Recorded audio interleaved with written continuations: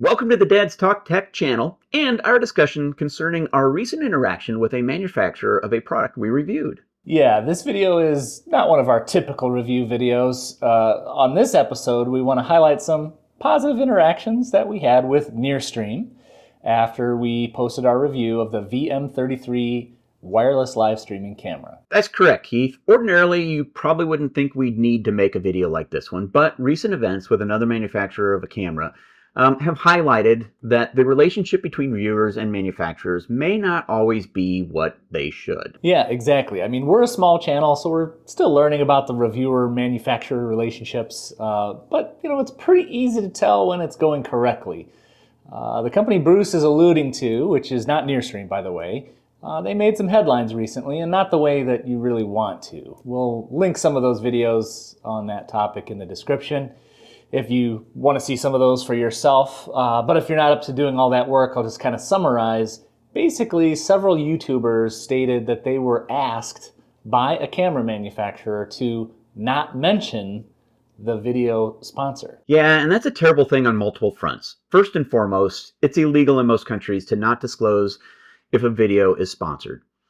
On the second front, it really crosses an ethical line. Now, we don't have a relationship with that camera manufacturer, but I do personally own several of the manufacturer's cameras. Yeah, so Bruce got an email pretty much out of the blue from NearStream, and they were inquiring if we would be interested in reviewing the NearStream VM33. Now, we're still a relatively small channel with videos that are sometimes wildly, at least by our standards, successful, or not super widely viewed. So when you get an email like this, you're instantly excited because, we've had to purchase like 99% of what it is we've reviewed. Yeah, and certainly there isn't anything wrong with that, but we really don't have revenue coming in to offset that cost, right? So we literally review what we have purchased for our own personal needs, or Bruce's impulse purchases of random products that he develops excuses on why he needs them. Exactly. Now, wait a minute. Strike that last part of Keith's comments because I pretty much resemble that remark. Anyway, I have to say, I read the email from NearStream and then wondered, maybe this is too good to be true. Yeah, and, Bruce asked me what I thought, and I figured, let's have them send the paperwork over and we'll review it and see if there's any gotchas in it, give them the benefit of the doubt. I was kind of expecting something bad, air quote bad, in the agreement, primarily because, we're a small channel and presumably easier to rope into something kind of shady, or just out of naivety, right? Or desperation, as we kind of mentioned, we're small. But I thought, let's review the agreement, and seriously, if there was anything that we didn't like, we would just decline to do it. Yep, we frankly had literally nothing to lose.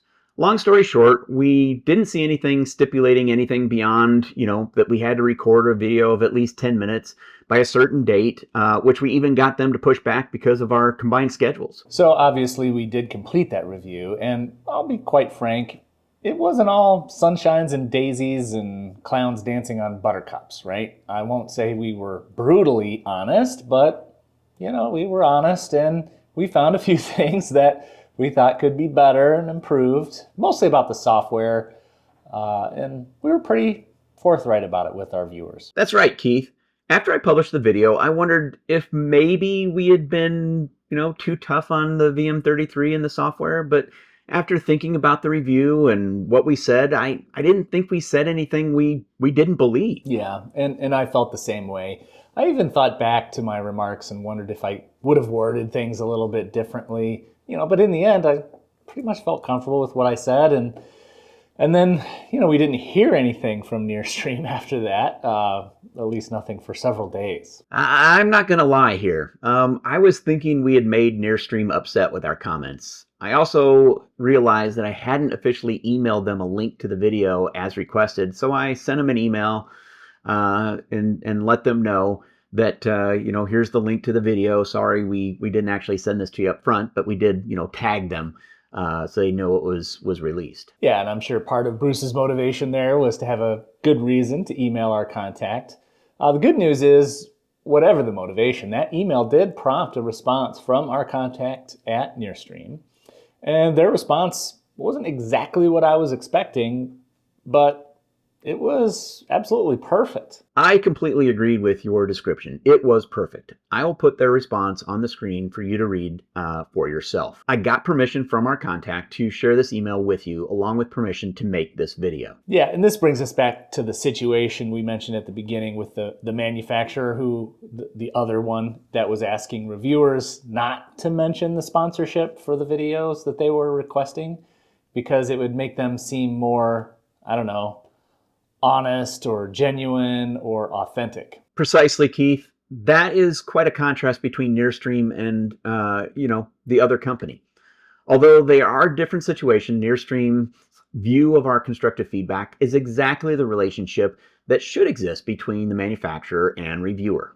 Yeah, we've always thought our responsibility to the viewers was, to highlight the features, the benefits, and the flaws. And this allows the viewers to determine if the benefits outweigh the flaws, for them. And even if we lean into the flaws quite a bit, well, the manufacturers still get something out of it, right? The honest feedback on what they can improve upon.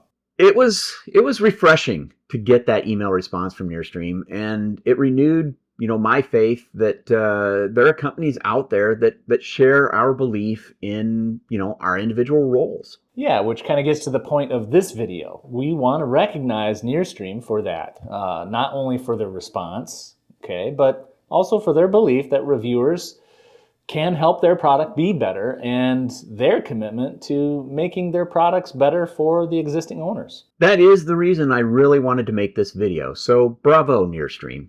Thank you for reaching out to us to provide a camera to review with no strings attached, embracing our feedback, and committing to updates to make the VM33 better. Yeah, agree. Thank you, NearStream, for being an example to other manufacturers. And while we're giving out thanks, thank you for joining us today. You can see our original review of the VM33 wireless live streaming camera using the link in the description below, as well as the videos on that other manufacturer's stuff highlighting how things really shouldn't be done.